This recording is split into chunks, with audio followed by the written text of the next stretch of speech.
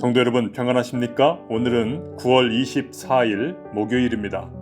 오늘도 생명의 하루, 복된 하루 허락해 주신 하나님께 감사드립니다. 주님의 말씀과 함께 기쁨, 감사, 은혜 풍성한 하루 되시기를 바랍니다. 오늘 우리가 함께 묵상할 하나님의 말씀은 예레미야 36장 3절입니다. 유다 가문이 내가 그들에게 내리려 한 모든 재난을 듣고 각기 악한 길에서 돌이키리니 그리하면 내가 그 악과 죄를 용서하리라 하시니라. 아멘. 오늘 본문이 담긴 예레미야 36장의 시대적인 배경은 남유다 왕 여호야김이 다스리던 때였습니다. 이때 남유다로서는 국제 정세 때문에 참 어려운 시기를 지납니다. 왜 어렵냐면요, 당시 이 지역을 주름잡고 있던 전통의 강호가 애굽이었습니다. 그런데 이 애굽이 서서히 지고 있었고 저쪽에서 바벨론이 신은 강자로 떠오르고 있었기 때문입니다. 한쪽으로 힘이 기울면 선택하기가 쉬운데 애굽하고 바벨론은 힘이 거의 비슷했습니다. 남유다처럼 약한 나라들은 참 어렵지요. 고심 끝에 여호야김은 애굽을 택합니다. 그런데 얼마 후에 들려오는 소식이 전쟁에서 애굽이 밀리고 있다는 것입니다. 튼튼한 줄 알고 잡았는데 애굽은 썩어가는 동아줄이었던 것이죠. 여호야김은 얼마나 두려웠을까요? 또 이스라엘 백성들의 마음은 어땠을까요? 이때 예레미야를 통해서 주셨던 하나님의 말씀이 오늘 본문의 3절입니다.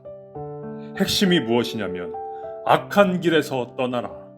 그리하면 그 악과 죄를 용서하시겠다는 하나님의 말씀이었습니다.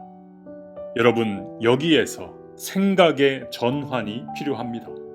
시대를 보면 절망뿐이지만 보십시오. 하나님은 여전히 말씀하고 계시다라고 하는 것입니다. 이것이야말로 은혜입니다. 하나님이 말씀하신다. 그리고 더 큰 축복이 무엇인지 아세요? 이 말씀을 듣고 반응하는 것이죠. 예레미야는 지금 대적들에게 붙잡혀 있었기 때문에 바룩이라고 하는 사람을 시켜서 대신 하나님의 말씀을 선포하게 했습니다.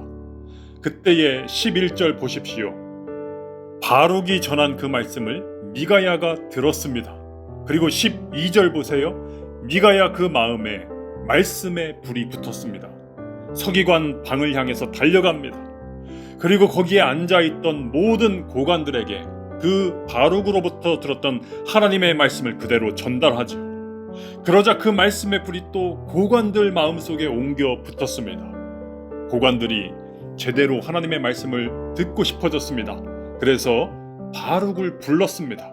다시 하나님의 말씀을 듣지요. 여러분, 시대가 아무리 어렵더라도 예레미야처럼 하나님의 말씀을 듣는 사람이 있고 그것을 선포하고 바룩처럼 그 말씀을 기록하고 미가야처럼 하나님의 말씀을 전하고 서기관 방에 있던 고관들처럼 선포되는 그 말씀 듣고 말씀에 반응하는 사람들이 있다면 그 나라에는 소망이 있습니다.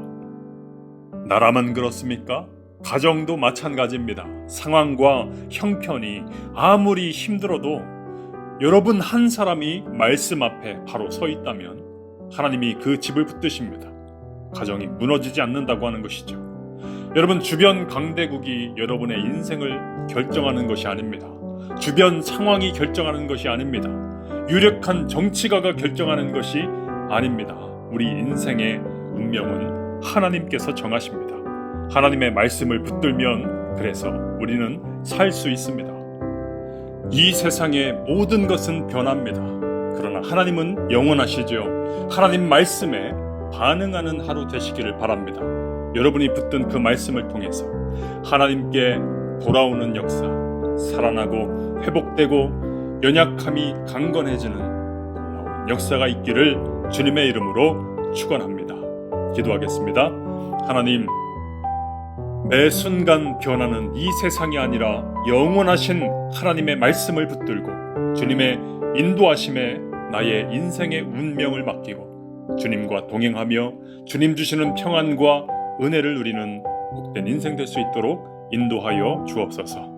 예수님의 이름으로 간절히 기도하옵나이다. 아멘.